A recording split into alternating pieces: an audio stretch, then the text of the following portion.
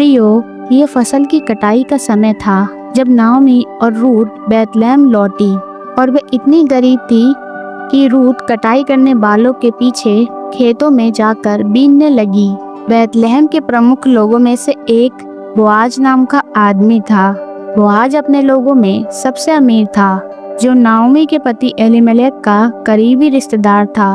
Ruth अनजाने में Boaz के खेत में बीनने लगी और बोआज ने उसे देखकर कटाई करने वालों के ऊपर बैठे एक आदमी से पूछा, वह कौन है? उस आदमी ने जवाब दिया कि वह मोआबी रूथ है, जो अपनी सास नाओमी के साथ बैतलहम आई है और उसने उससे खेत में बीनने के लिए कहा था।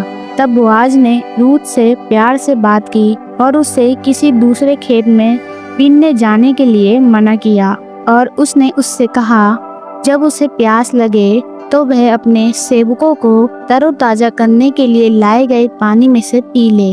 रूथ बोआज के प्रति आभारी थी और उसने उससे पूछा कि उसने एक अजनबी के प्रति इतनी दयालुता कैसे दिखाई। उसने उसे बताया कि उसने सुना था कि वह नाओमी की कितनी अच्छी बेटी है और बोआज ने उसके लिए प्रार्थना की कि इस्राएल का परमेश्वर उसे आशीर्वाद दे और आशीषित करे। और फिर बोआज ने रूथ को भोजन के समय बालें काटने वालों के साथ खाने पीने को कहा, इसीलिए वह उनके पास बैठ गई और बोआज ने खुद उसे भोजन परोसा। भोजन खाने के बाद जब वे बीनने के लिए लौटी तो उसने काटने वालों से कहा कि वह उसके लिए मुट्ठी भर अनाज गिरा दे ताकि वह और ज्यादा इकट्ठा कर सके।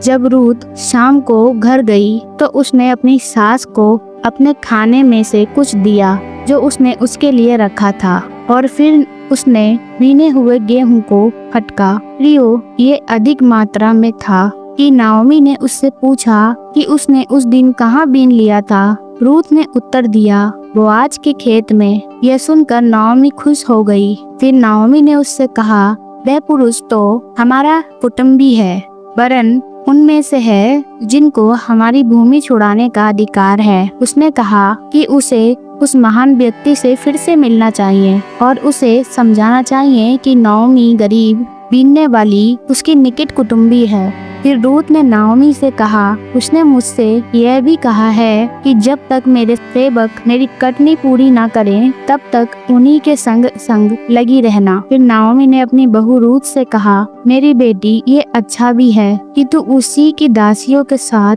जाया करे। इसलिए रूथ जौ और गेहूं दोनों की कटनी के अंत तक बोआज की दासियों के साथ साथ लगी रही। तब उसकी